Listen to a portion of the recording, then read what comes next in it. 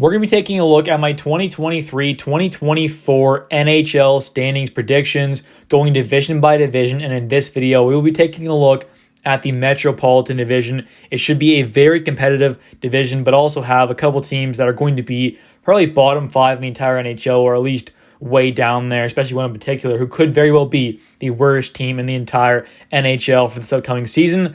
But it should be a good one. And if you guys do enjoy this video, definitely subscribe. We're doing a ton more NHL content, and they also run a actual New York Rangers specific channel as well, linked in the description. If you want to check that out, you definitely can. But carrying on here, taking a look at number 8, starting off here, we have the Philadelphia Flyers. They are not a very good team at all. They didn't really make any additions other than Cal Peterson, who can be a all right goalie. He's nothing too special, though, I don't think. And they also added in Garnet Hathaway, who is a tough, gritty player. But let's be honest here, he's like more of a fourth liner, so he's not going to make too much of an impact on this team overall. And I just think they're not going to be a very good team this year. They didn't really add anything, like I said. Their top line is pretty solid of Konechny, Couturier, and Owen Tippett, if that's what they decide to do. But I think overall, after that, it drops off pretty significantly with guys like Joel Farabee, Morgan Frost, Cam Atkinson, who are decent, but this team is not going to be great. The D-core is probably the worst in the entire NHL, and the goaltending is definitely a question mark. But with that defense, though, it's going to be bad. I mean, Carter Hart's still a solid goalie, but I think overall, with this D-core and overall team, Carter Hart and Cal Peterson are probably going to struggle in net. It's going to be tough for them, but they are pretty solid goalies. It's just they're on an awful, awful team. Next up here, we have at number 7 is the Columbus Blue Jackets. I think they're going to be a fun, young team to watch, but I still don't think they're quite ready to fully compete for a playoff spot. Now, they do have a lot of really nice pieces: Johnny Gaudreau, Patrick Laine, Kirill Marchenko, Ken Johnson, Adam Fantilli. You've got a lot of good forwards up there, a lot of young guys as well. I mean, Adam Fantilli could one day be an absolute superstar, was taken 3rd overall in this year's draft. And on the back end, you've got guys like Zach Werenski, Damon Severson, who they added in this offseason. Same thing with Ivan Provorov. So added in 2 very solid top 4 D-men. Adam Boqvist, another good young guy. Maybe he can take another step forward.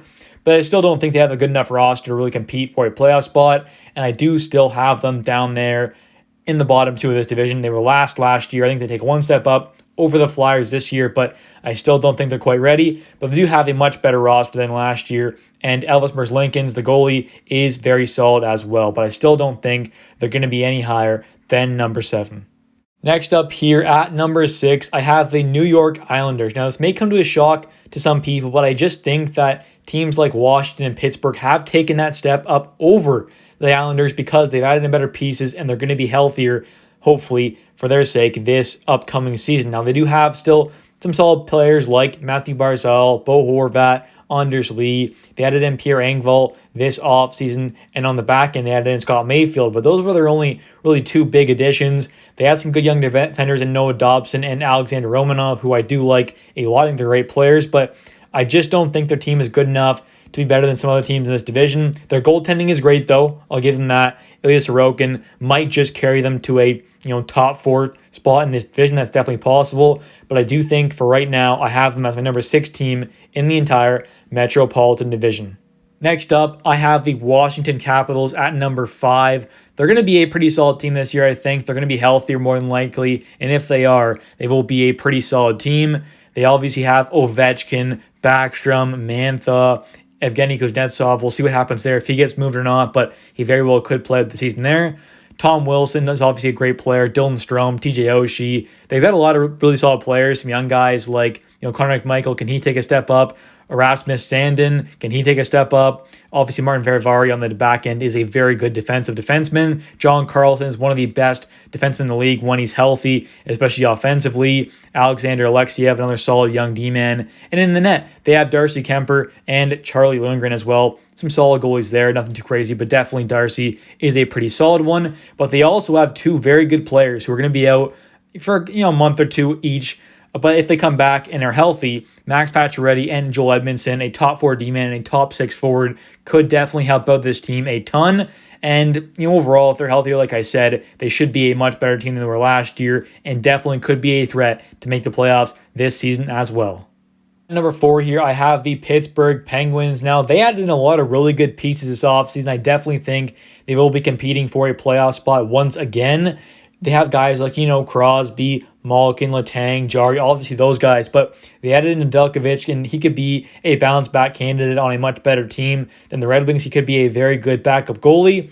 They got guys like Ryan Graves, a top 4 D-man.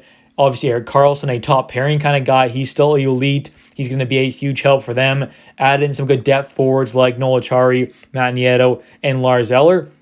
And also a very good top 6 guy in Riley Smith as well. He's a very good top 6 forward, so I think he's going to be a huge help for them as well. But, overall, I think this is going to be a pretty solid team and definitely a team fighting for a playoff spot right up until the end. Although they are going to be out one of their best players in Jake Gensel, so that'll be a big loss for them for about 3 months. But we'll see what happens when he comes back, because he will be a big piece for that team.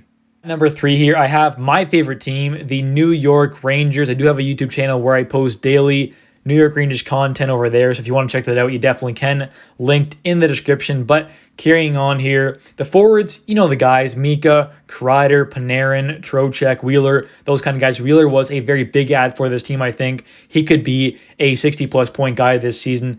I definitely think that's still a possibility. And then you got on the back end guys like Lindgren, Fox, Keandre, Trouba. And then goal, you have arguably the best goalie in the entire NHL in Igor Shesterkin. Now, we will have to wait and see. Do guys like Lafreniere and Kakko take big steps forward? Even guys in the back end like Keandre Miller and Braden Schneider. Can those guys take steps forward? If they can, this team will be a top-tier team in the entire NHL. If they don't, we could take a step back from last year. So those are the big question marks, but obviously having a guy like Igor Shesterkin in net gives you a very, very good chance of at least making the playoffs because of how good he is. Like I said, he's arguably the best goalie in the entire NHL, at least top 3. So I definitely think that obviously he does give this team a very good chance of at least making the playoffs. Whether or not we are a first-round exit again, we'll have to wait and see. At number 2 here, I have the New Jersey Devils. Obviously added in guys like Tyler Toffoli, who had 73 points last year. Traded for him this offseason, another top 6 forward. Should be a pretty good out for them. And on the back end, they added in Colin Miller, a bottom pairing D-man. Should be a pretty solid kind of bottom pairing guy. And guys like Alexander Holtz and Luke Hughes, can they make big impacts in the NHL this year? We will have to wait and see, but I definitely think those are 2 good young prospects. But can they make a big impact this year? Who knows? And then guys like Jack Hughes, Jesper Bratt, can they maintain their success or take another step forward? Obviously, a lot of people think Jack Hughes is going to have a 100-point-plus year this year. If he can do that, that will be a big help for them. And having a full season of Timo Meier as well should be good for them. And a guy like Nico Hischier, I'm a big fan of him. I think he's a great two-way center, one of the better defensive centers in the entire NHL. And then guys like, on the back end, Kevin Ball, can he take a step forward? Can Jonas Siegenthaler take another step?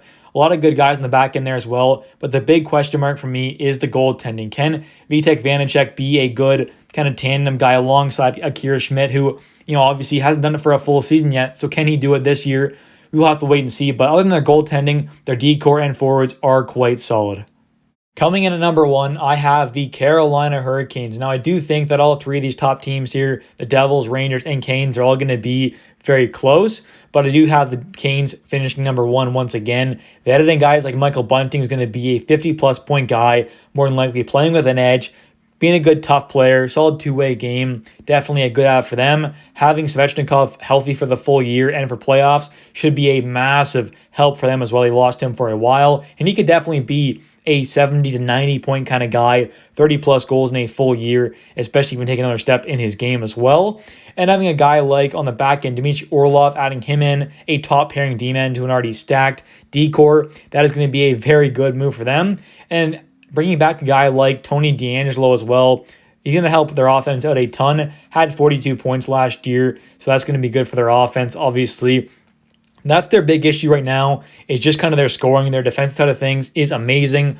Also, Freddie Anderson, can he stay healthy? That is another big question mark. Bring back Antti Ranta again as well. A solid backup goalie who can, when he's starting, is a pretty solid guy as well. But can Freddie Anderson stay healthy and be good for the full year? That is their big question mark. But if he can, this team will be once again elite. Anyways, though, guys, if you guys have enjoyed this video, please smash the like button. Don't forget to subscribe for a ton of NHL content this upcoming season. I'll be posting a crap ton, as well as if you are a Rangers fan, go check out my New York Rangers channel where I post daily New York Rangers content, as well as if you're a Toronto Blue Jays fan, go check out that channel as well. Both those are linked in the description. I post daily on both those channels as well.